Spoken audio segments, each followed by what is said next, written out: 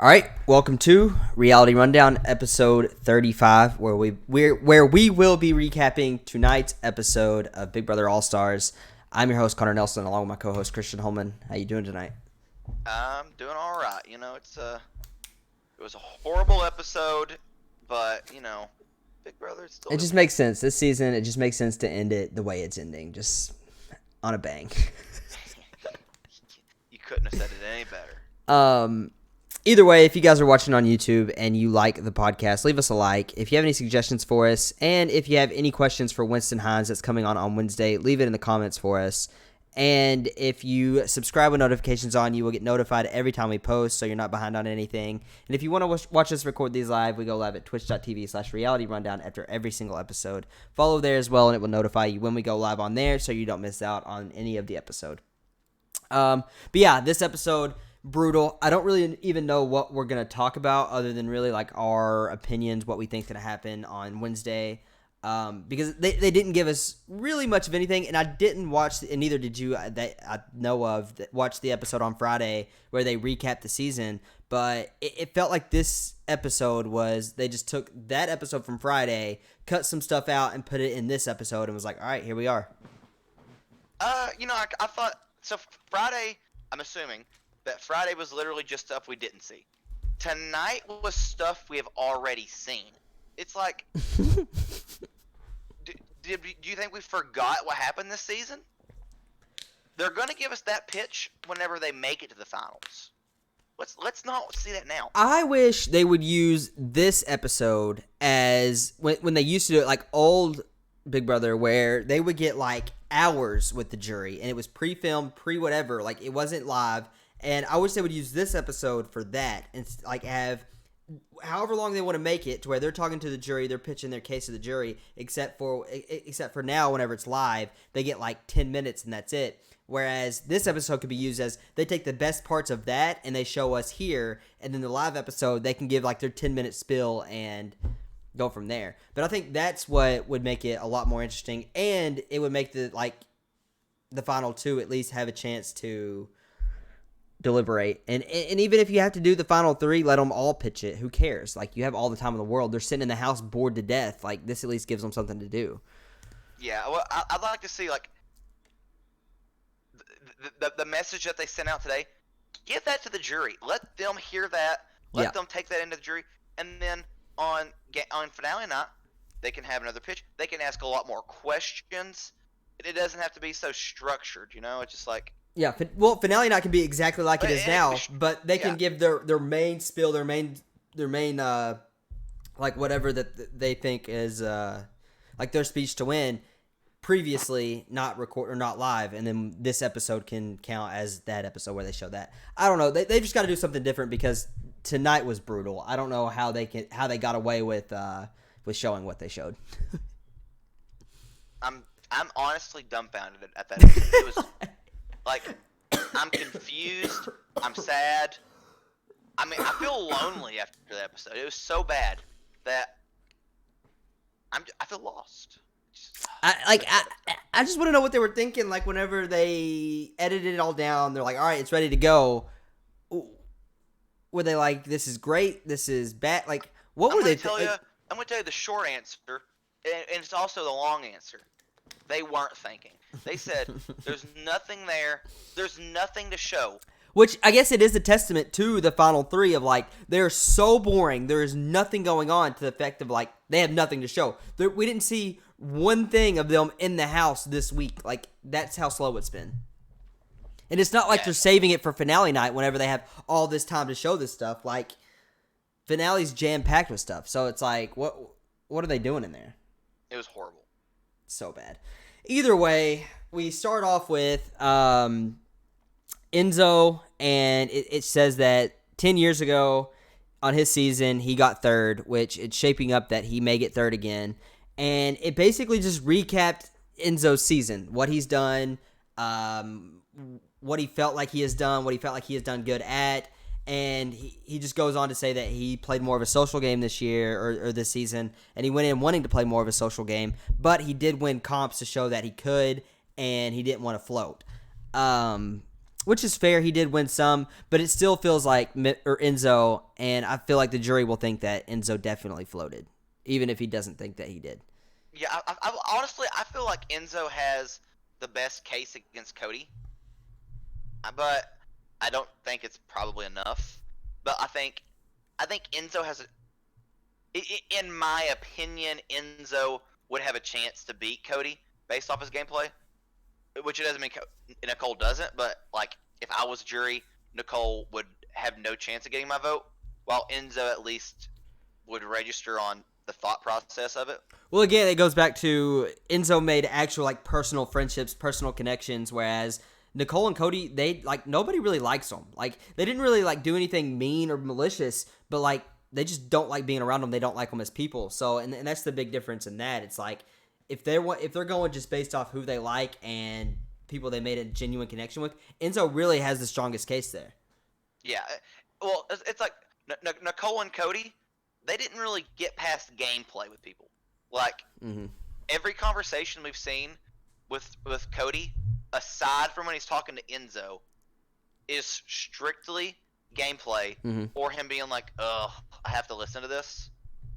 While when you hear Enzo talking, he's talking, telling funny stories, making people laugh. Like everybody has a good time with talking to Enzo. Especially the first half of the season. The last like 3 or so weeks, he's definitely like gone away from that and definitely been like just it seems like he's ready to be out of the house. But the first majority of the season, he was definitely like that way and real energetic, real outgoing, real like wanting to talk, wanting to tell stories. But the later the season's gone on, the more he's like he doesn't want to be there.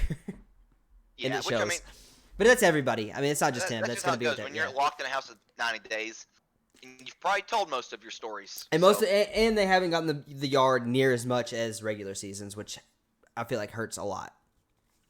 But yeah, I mean, did anything really stick out to you where they were when they were going over Enzo's what he's done in his season, in this season? Yeah, I mean, he's won what 3 to 5 comps. I don't know. I don't know. I'm gonna be honest. I didn't pay much attention. Or 5 comps. He's had a great social game. I think he beats Nicole in the finals. I just don't see. I feel like the only argument Nicole has is I'm a previous winner. I had a huge target on my back, and I won when I needed to at the end to keep myself alive. Which sure, like that's a decent argument, but like, what did you do before that? You did nothing. You sat there. I don't know. It's. I do not see Nicole winning this game against anyone. No. Now, that doesn't mean she won't because juries have picked worst winners. I didn't see her winning against Paul, and guess what? She did. So exactly. So and I didn't see Josh winning against Paul. Guess what he did? I didn't. Yeah, I mean, there's a lot of those out there. And you know, on Nicole's segment, she says that she's one of the best players of all time. Or I would say that she's one of the worst winners of all time. I literally put her on with like Josh. She won because the jury was bitter, and that's the worst type of winner you can be is like only winning because they're bitter against the other person. You got Josh who won, who's horrible. Andy who won, who's horrible. I'd like to pull up a list and I could tell you everyone who's horrible that are winners. But Andy's better than those two. But it's like yeah. But he's still one of like the worst winners of all time. That's what people like. Steve was a bad winner. Steve's underrated. I think he's underrated. I mean, I don't think he's great by any means, but he's not like the low tier. I think Steve might be worse than Andy. If I remember correctly, but yeah.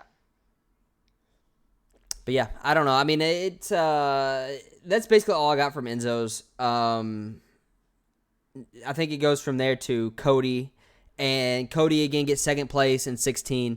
Took Derek instead of Victoria, doesn't win. Get second place, like I just said, and it goes through his season, and he has won the most comps out of anybody by a long shot.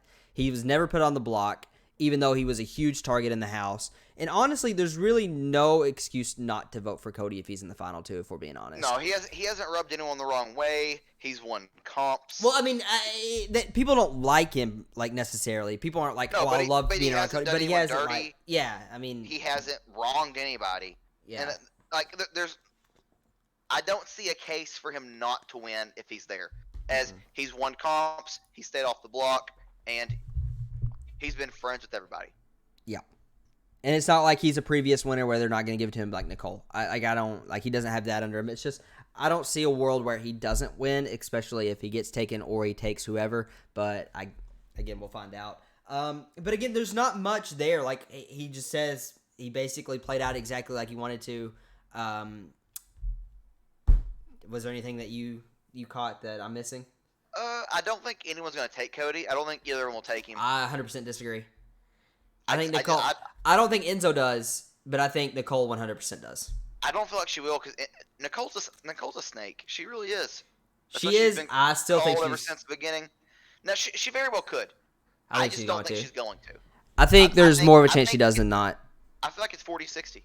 I feel like she's leaning against it because I don't think Nicole's stupid. She's not. I don't think she'll. No, she's a smart player. I mean, it doesn't make sense to go up against Cody when you could go up against Enzo. I always go back to 16. It doesn't make sense for him to take Cody, yet he takes Cody, and he loses. I mean, Derek. Yeah. Well, that season it makes a little sense in terms of Cody's won comps. He's been there, like he was right with him the whole time. Like there is some like logic behind it. It's like, but not. He may have been the brains, but I was the bronze, and I also was part of the brains. That was a potential pitch for Cody. And if Cody won, it wouldn't have been like a robbery, because Cody played a really good game too. Yeah. But the most, like, for you to easily win, I feel like you take Victoria there, and Victoria maybe gets one vote. So I don't. It would have been smarter for him not to. It's very obvious, but there's still a case of being like, I was loyal to my friend, and I also played a better game than him. But, which honestly, I think him taking Derek may be a better long life move for him potentially. But what?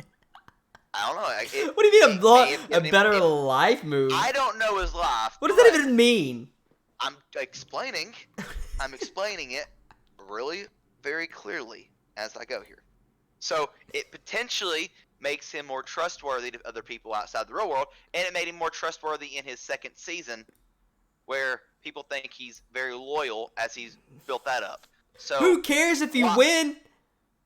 Well, now he has a chance to win this season. He may not have got that invite for that second season. Who cares if you win the first one? It's like Derek. He won his first one. He 100% got invited back, and he didn't go back on.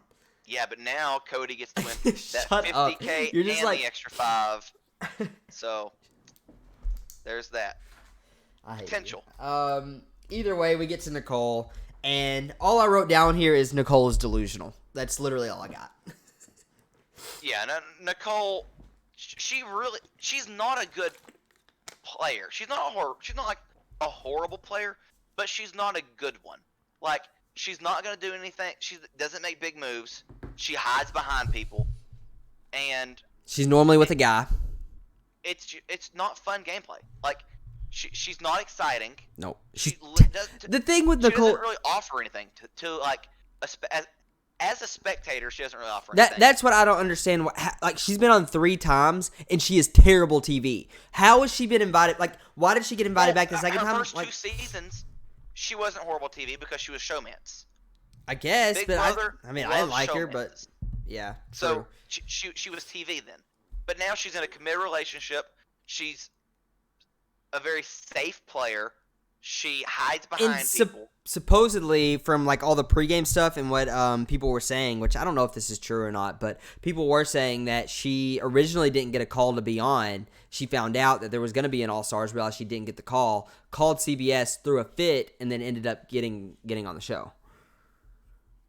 Which again, that might not be true, but that's what a lot of people were saying before the season started. I mean, that wouldn't shock me, but it wouldn't shock me at all. No. So maybe they were like, she's not good TV. She is a winner. She should get the call, but I mean, it's probably better if we don't have her on, and then she blows up, and they're like, okay, you can have a spot. Especially since, yeah. But yeah, I mean, anything on Nicole that you want to go over? I mean, again, she didn't win a single competition until last week. She won both HOH and veto. But again, like, you're going up against three people. You're not going up against the whole house. And also, it wasn't like she won the HOH comp. It was 2 other people lost it. Yeah. Yeah, Christmas should have won, and then Memphis should have won, and then they both lost it for themselves. And it came down to her. And it's the veto. Yeah, she won that. She won the veto. Yep. But it's not like she. But you've won one veto and. Yeah, one veto, one HOH, and honestly, it wasn't even important that she won it. No one was gonna evict. Memphis would have evicted her, but that was it. Memphis was the only one. But she still wouldn't have even gone home. Yeah, because the votes are there. Yeah. Yeah, so again, I don't see how the jury can sit there and logically be like, Nicole should win this game. I don't know. No. And if I were in the jury, I would be pushing hard against it. Yeah, and in the upcoming segment, we end up having we got the pre-jury. The pre-jury come back, and they're all talking and everything. And they're like, well, it's a testament that all 3 have made it here, because for whatever reason. Yeah, sure, it's impressive for any. Yeah, no, it's 100%. No one's saying that it's not impressive that Nicole has got 7th on her first season, won her second season, and now has made it to the final 3 in her third season. That, like, it is hard to do. And again, like, same with Paul. Paul got 2nd place on his first season. The next year got 2nd again. Like, that's almost like the probability of that is so low. And like for Nicole to do that, like, it's very impressive. But it's like, what did you do to get there? The thing about it is, like, calling it impressive though.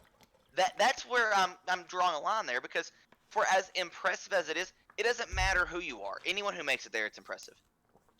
Her being a returning player, a winner, whatever, that doesn't necessarily make it more impressive, because no one thinks she deserved to win. Yeah, that's what I was going to say. She got drugged there. She literally, like, they brought her along because she was not a threat. She wasn't going to win anything. She wasn't going to do anything. So they brought her just so they could beat her. Yeah, and just because you win the game, again, it doesn't make you a good player. Josh won this game.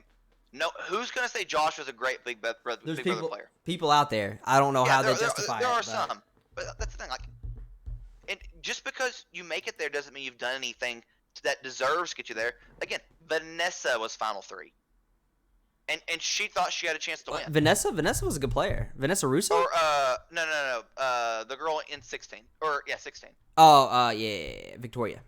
Victoria, yeah. Yeah.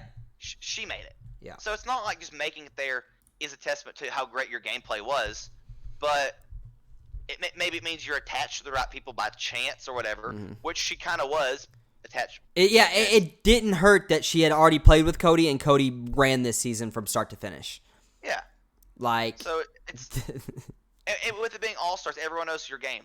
So if you do make it that far and you never have power for any reason, it's a testament to how underestimated you are. Yeah. Like, people don't respect your game. And on that point, like, as soon as this pre-jury segment starts, Janelle starts it by saying Nicole wasn't a threat this whole season, which it's true. Like, nobody saw her as a threat. No one saw her as being able to do anything. So no one was worried about her. No one was going to put her up on the block and waste their HOH on Nicole. Yeah. So. And if she ends up winning the game, then maybe that's the new strategy, you know? But it's just like, no one respects it because it's not, you're not doing anything. Yeah. And to expect to win the game doing nothing is crazy to me. It's like, well, not only expect it, she like thinks it's like almost a guarantee. Like, the way she's acting, the way she's talking, she's like, I've got this thing. Yeah, she's like, 2-time winner, it's guaranteed. It's no. Yeah. No, it didn't happen for Dan either. Yeah. And he played a good game. Yep. So, are you good? Are we done with Nicole? I don't have anything more. I've been done with Nicole since our second season. All right. So, continuing on with the pre-jury segment where they had everybody in a Zoom call just talking about the season, which again they could have give us another 15 minutes of this, like actually them talking about the season and what they think. Like, this was, I feel like, all scripted and like nothing. We didn't get much of anything. But what we did get was, like I said, Janelle says that Nicole wasn't a threat at all this season, and then she says that Cody had like his hand in too many cookie jars. He was with too many people, had too many alliances. Which I don't agree with that. No, not at all. Like this is the Tyler thing. Like Tyler says that where he went wrong in his season was he had way too many final twos. He had too many deals with too many people. Yet that's just not true. If he would have went back and actually thought about it, the people that voted for him in jury were the people he had deals with. The people he didn't have deals with were the people that voted for Casey, and that's the reason he lost. So the people that he had deals with, he should have been making more deals. Like especially this season. There were people who didn't vote for him because he rubbed them the wrong way because he did go against deals that he made. So, but the thing is like the difference in who it is. Like in an all-star season, you're playing with real players, people who know the game, who don't literally in a regular season, you have 6 players that have never watched the show. So if 2 of those players make it to jury and you've done something wrong to them, there's a fair chance that they're not going to respect the gameplay. They're going to respect the friendship. So that's where he went wrong. But and he should have done it this season, making all those deals. But Cody's deals, he hasn't been the one to backstab people. Yeah. Because whenever the committee finally get started, he didn't make deals with people outside of the committee. All his deals were committee members. Yeah. So he didn't really he didn't have a chance to rub anyone the wrong way. But back to the Tyler thing with the jury votes in 20. The only person that voted for Casey that he had like a good deal with or like something with was Sam, and Sam was crazy. She was a lunatic, and she like that's the only one. The rest were Bailey, Casey. They literally hated each other. Sam, lunatic. Fessy on the other side, Rockstar on the other side, Scotty on the other side. Angela voted for Tyler, Haley voted for Tyler, Brett voted for Tyler, and JC voted for Tyler. So yeah, like Sam didn't watch Big Brother. She wasn't a Big Brother fan. Fessy, not a Big Brother fan. Who else did you say? Rockstar, Bailey, Sam, Fessy, and Scotty. Scotty, idiot. Yeah, Scotty was a Big Brother fan. I think he was a big fan of Big Brother, and so was Rockstar. I thought Bailey was. I'm not positive, but I think Bailey is a Big Brother fan. But again, like I said, if you have 6 players who have never watched and 2 make it, then they're gonna vote. They're gonna vote personally. Yeah, and again, like true. Rockstar says, like in her interview after the season, that she voted for. If this is true, this is on a Reddit, so this may not be true. I'm assuming it is. I can't imagine it's not true. Like, why would they put this up? But it says that Rockstar voted for Casey because she represented more things than Tyler did. Like, what does that even mean? Like, we didn't come to vote for personal reasons. We didn't come to vote for things that they stand for. Like, vote based off of what they did in the game. Like. This goes back to every jury. Like, there's some, like, when Paul doesn't win, it's 100% personal. Like, they're not voting based off gameplay. If they did, Paul wins easily. It's just, I don't understand that. Yeah. But, and with all the people you named, Bailey was somebody that Tyler was close with. So Bailey thought at the minimum. Which she actually talks about that during this season. About how they were going to go final 2. You said Sam. Sam says it was because Casey needed it more. Fessy, she won the game that got me out, so I voted her to win. I mean, just basically BS, a lot of it. Yeah, and I think Scotty and Tyler were close for a while there. Scotty says because she won the final HOH. That's all it came down to. Again, like you're just that's an excuse because you were mad at Tyler. Yeah, which Casey did play a good game, so it wasn't a robbery. But she just didn't play like it's the same thing of she played a good game. But she shouldn't have won. It wasn't the same level. Like Tyler was far beyond. While she did play a good game, but like Nicole's season, Nicole didn't play a good game. No. Josh didn't play good games. No. And that's the thing. Like in Derek's season, when Cody wins, or when Cody's season when Derek wins, Cody could have won that like Casey did, where Casey played a good game, Cody played a good game, Cody played a better game than Casey, but that's the thing, like these really good players, they can lose to someone who played a good game. It's just all based off it, yeah. I mean, because people get bitter and people vote that way. It's crazy. Yep. But yeah, so either way, Nicole says that no, I take that back. Bailey says that Nicole hasn't made any moves to win. That if she gets to the final two, what moves has she made to solidify her to win the game? And literally no one said, like, it's just crickets because she hasn't done anything. No. I can't think of a single move she's made. No, nothing. She claims the Memphis going out is on her, which cool. Was she the HOH? Yeah. Yeah, she was the HOH with 5 players in the house. Yeah. That has nothing to do with you, or very little to do with you. You didn't vote. You didn't at that point. At that point in the game, people don't respect the HOH. No, they do what's best for them. Yeah, and that's what happened. Cody wanted Memphis gone. Yeah. And we get Nicole Anthony saying that it's impressive that Nicole is there. And I saw on Twitter during this, someone was like, it's bold that they let Nicole come back and talk about strategy of the game after what she did this season, after her strategy this season. I was like, well, I mean, it's true. It's wasn't great. Yeah. Again, that goes back to me talking about just because you make it doesn't make it impressive. Like it's impressive for anyone to make it. She didn't do anything like that was crazy, so it's like her gameplay is not impressive. Yeah. Just for making it, just making it is not impressive enough to say I deserve to win. Yeah. They do say that it's impressive that Enzo has made it this far without being on the block, and he wasn't even part of the committee, which was the main power structure in the house. But like, I don't even feel like this is an excuse. Like Enzo was in the committee without being in the committee. Like he might as well have been in the committee. He was treated like he was like Memphis. Well, yeah, but what they're saying there is like he wasn't in the committee, but he was because he was so friendly with everyone. Yeah. Everyone liked him so much that they actually valued him more than their own alliance.